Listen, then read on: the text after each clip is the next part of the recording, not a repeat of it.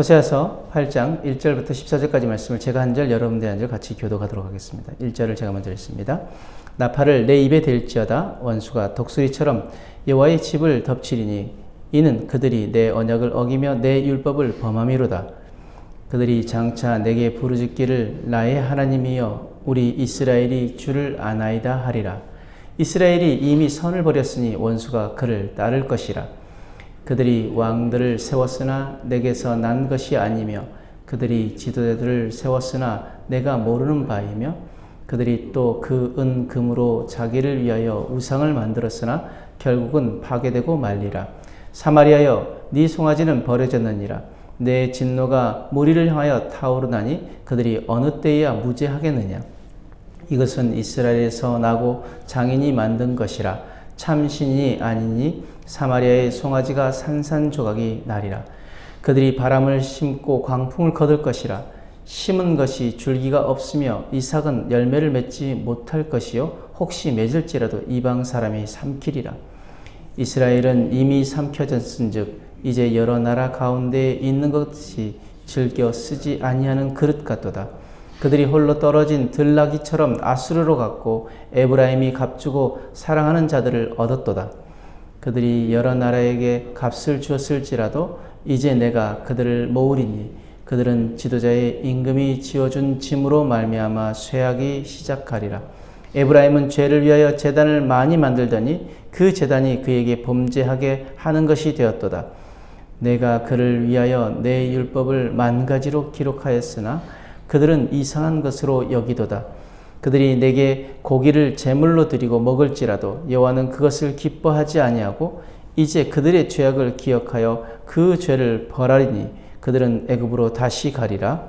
이스라엘은 자기를 지으신 이를 잊어버리고 왕궁들을 세웠으며 유다는 견고한 성읍들을 많이 쌓았으나 내가 그 성읍들에 불을 보내어 그 성들을 삼키게 하리라. 아멘.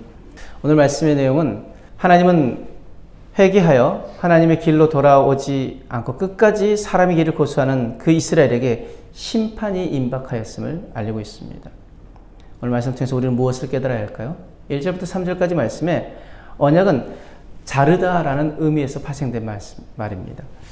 언약을 체결할 당시 언약을 맺는 그 쌍방이 그 짐승을 잡아서 그 짐승의 중간을 둘로 쪼개고 그 사이를 지나감으로 언약이 체결되었음을 나타냈습니다. 창세기 15장에도 아브라함과 하나님께서 그 언약을 세우실 때 그 재물을 둘로 자르고 그것을 지나가게 하시죠. 만약에 언약이 파기될 경우 그 쪼개진 짐승처럼 될 것이라는 의미로 그 쪼개진 짐승 사이를 함께 지나갔던 것입니다. 근데 이스라엘은 말로만 나의 하나님 하면서 말로만 그들이 하나님을 불렀지만 그 언약을 어겼습니다. 자, 언약을 어겼으니 어떻게 돼야 합니까? 이제 쪼개진 그 짐승처럼 되어져서 독수리의 먹이가 되어야 마땅합니다. 하지만 하나님께서는 그 전에 나팔 소리로 그 이스라엘에게 경고를 주십니다. 이스라엘이 돌이키도록 마지막 순간까지 기회를 주시기 위함인데 이스라엘은 어떻게 합니까? 그 경고를 무시하게 되어지는 거죠. 만약 천길 낭떠러지의 경고를 무시하고 내달린다면 어떻게 될까요? 그 끝은 죽음입니다. 혹시 나는 들려주신 말씀을 내게 들려주시는 그 경고음으로 듣고 있습니까? 아니면 끊임없이 말씀으로 경고하는데 무시하고 있습니까? 만약 무시하고 있다면 지금이라도 깨닫고 돌이켜야 삽니다.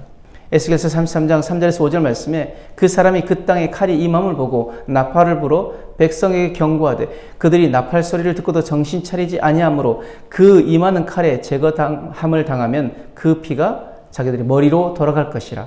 그가 경고를 받았던들 자기 생명을 보존하였을 것이나 나팔 소리를 듣고도 경고를 받지 아니하였으니 그 피가 자기들에게로 돌아가리라. 분명히 경고하심을 받았는데 나팔 소리로 경고하심을 받았는데 그 경고를 무시하면 그 피가 자기들에게로 돌아간다는 것이죠. 무엇입니까? 오늘도 끊임없이 하나님께서 말씀으로 우리에게 경고하고 계십니다. 돌아오라. 돌아오라.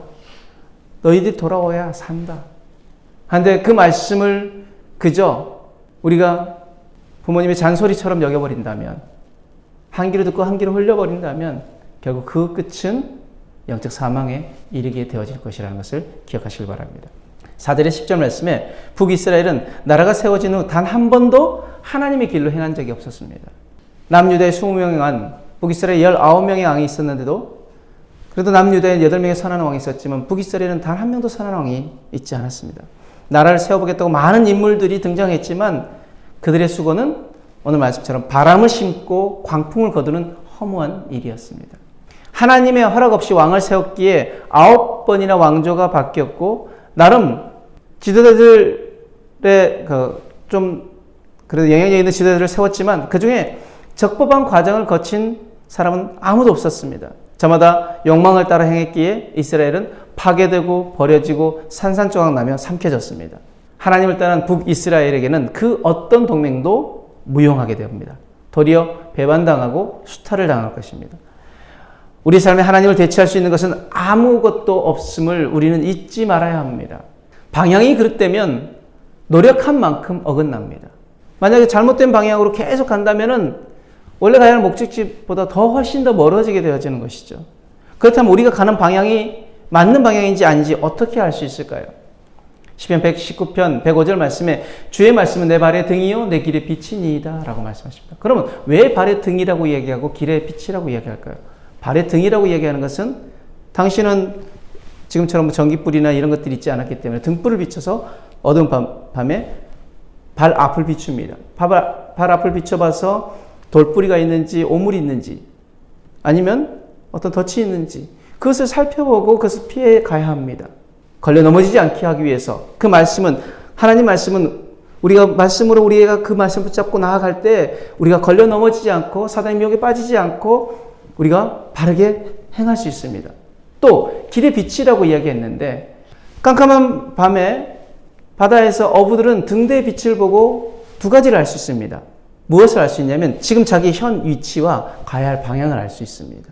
즉 하나님의 말씀은요 우리의 현 위치를 깨닫게 하십니다.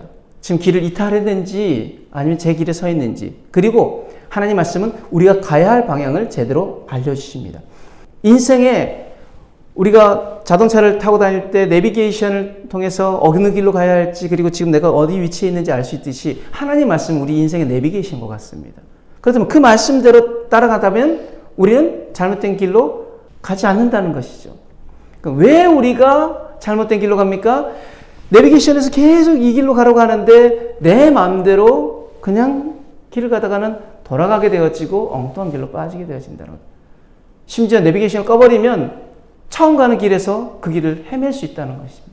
마찬가지로 우리는 말씀을 통해서만 내가 가야 할 방향과 현 위치를 알 수 있고 말씀을 통해서만 내가 걸려 넘어지지 않게 하기 때문에 우리는 그 말씀을 붙잡아야 합니다. 그 말씀을 온전히 우리가 우리의 생명으로 삼아야 할 줄 믿습니다. 11절에 14절 말씀에 하나님은 자기 백성이 어긋난 길로 가지 않도록 율법을 주셨습니다. 돌에 새기듯 선명하게 알려주셨습니다. 대충 한두 가지로 말씀하신 것이 아니라 만 가지로 세분하여 알려주셨습니다. 우리가 등산할 때 보면 등산로에 길을 잃지 않도록 알려주는 무엇이 있습니까? 수많은 표지판이 있는 것처럼 그 말씀은 인생이 바른 길로 나아가도록 하나님이 마련하신 길잡이입니다. 따라서 말씀을 떠나서는 우리가 거창한 예배를 드려도 오히려 죄가 늘고 왕궁과 요새를 지어도 위태로움을 벗어날 수는 없습니다. 우리는 나에게 들려주신 그 말씀에 얼만큼 순종하고 있습니까? 혹시 말씀을 떠난 삶을 살고 있지는 않습니까? 물고기가 물을 떠나 살 수 없듯이 말씀을 떠난 삶은 결국 영적 사망에 이릅니다. 잠깐 물 밖에 나와 있는 상태가 당장은 자유를 만끽하는 것처럼 보여도 다시 돌아가지 않는다면 결국은 자신의 힘으로 돌이킬 수 없는 상태가 되어지고 비참한 최후를 맞이하게 될 것입니다. 잠언 4장 20절 23절 내 아들아 내 말에 주의하며 내가 말하는 것에 네 귀를 기울이라. 그것을 네 눈에서 떠나지 말게 하며 네 마음속에 지키라. 그것은 얻는 자에게 생명이 되며 그의 온 육체의 건강이 됨이라. 아멘. 모든 지킬 만한 것 중에 더욱 내 마음을 지키라. 생명의 근원이 이에서 남이니라. 아멘. 내 말을 주의하여 내가 말하는 것을 그것에 귀를 기울이고 그것에서 내 눈이 떠나지 말게 하고 네 마음속에 지키라. 이것이 생명이 된다고 말씀하십니다.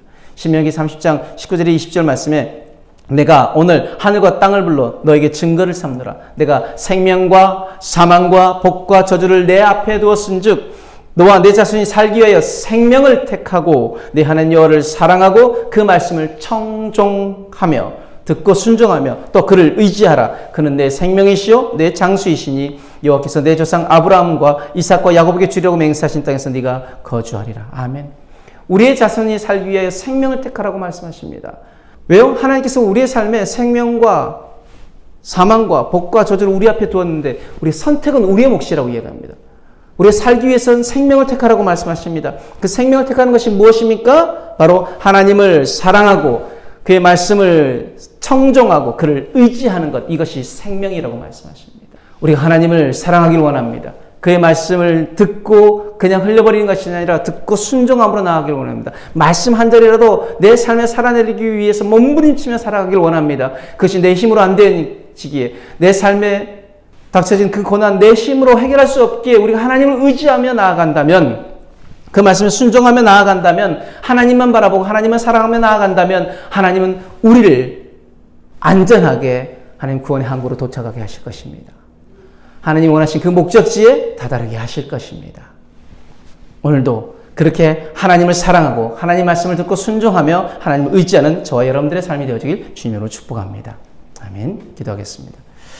사랑과 은혜 하나님 감사합니다. 우리가 잘못된 길로 행하고 있다면 빨리 돌이키게 하시고 그 하나님의 경고를 무시하지 않게 하시고 그 말씀에 우리의 귀를 기울이고 우리의 눈을 그곳에 두고 하나님 그 말씀을 지켜 행하게 하여 주옵소서. 하나님을 사랑하고 하나님 말씀에 순종하며 하나님을 의지하며 오늘도 그렇게 주님만 바라보는 귀한 삶을 살아갈 때 하나님 우리와 함께 하시고 오늘도 우리에게 이 세상 승리하며 나갈 수 있는 힘을 허락하여 주옵소서. 감사하며 예수님 이름으로 기도드렸습니다. 아멘.